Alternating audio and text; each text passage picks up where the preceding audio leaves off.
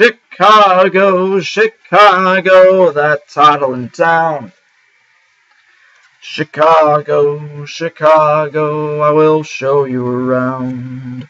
I love it, bet your bottom dollar you'll lose the blues in Chicago, Chicago, the town that Billy Sunday couldn't shut down. Oh, hello, poetry lovers. This is ZM Wise, and I'm afraid you've caught me at an embarrassing moment.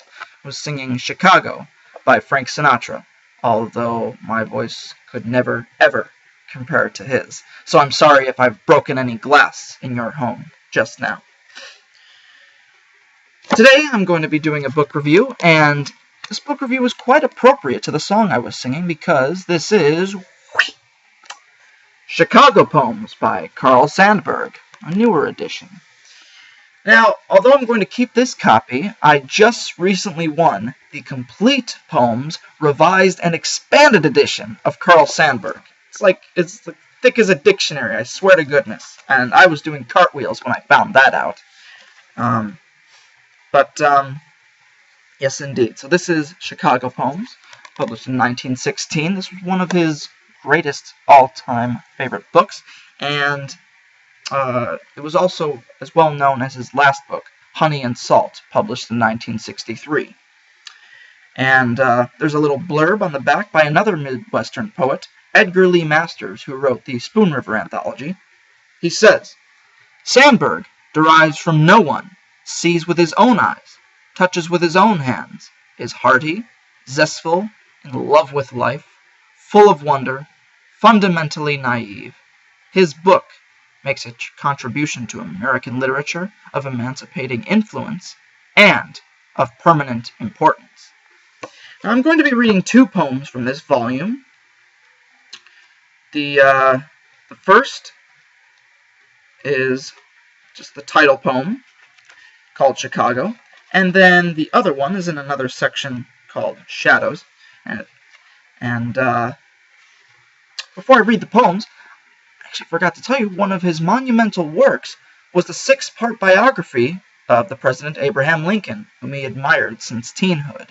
And I was fascinated when I saw this biography because I looked at the author and it said Carl Sandburg. And I'm like, hold on a minute. Could this be the same Carl Sandburg, the poet?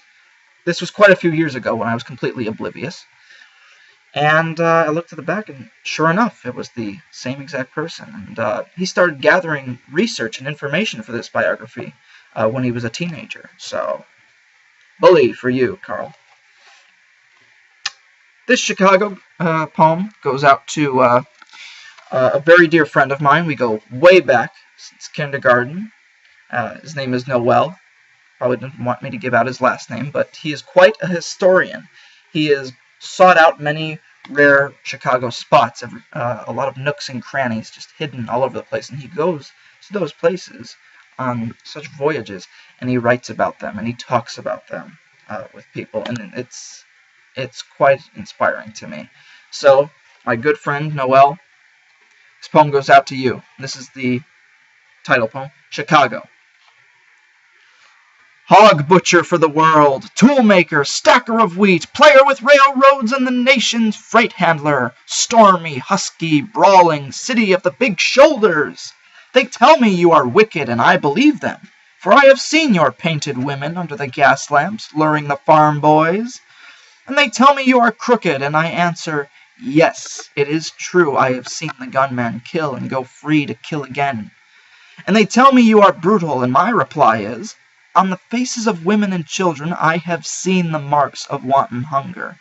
And having answered, so I turn once more to those who sneer at this is my city, and I give them back the sneer and say to them, come and show me another city with lifted head, singing so proud to be alive and coarse and strong and cunning, flinging magnetic curses amid the toil of piling job on job. Here is a tall, bold slugger, set vivid against the little soft cities, fierce as a dog with tongue lapping for action, cunning as a savage pitted against the wilderness, bareheaded, shoveling, wrecking, planning, building, breaking, rebuilding.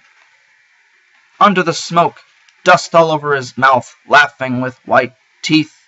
under the terrible burden of destiny, laughing as a young man laughs, laughing even as an ignorant fighter laughs who has never lost a battle, bragging and laughing that under his wrist is the pulse, and under his ribs the heart of the people, laughing, laughing the stormy, husky, brawling laughter of youth, half naked, sweating, proud to be hog butcher, tool maker, stacker of wheat, player with railroads, and freight handler to the nation.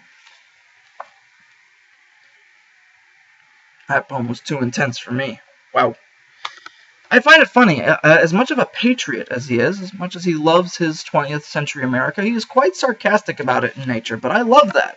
Human duality is a beautiful thing, in my opinion. And then this other piece, you kind of have to feel bad about the protagonist in this one. And this is in the section called Shadows, and the poem is called Soiled Dove. Let us be honest. The lady was not a harlot until she married a corporation lawyer who picked her from a Ziegfeld chorus.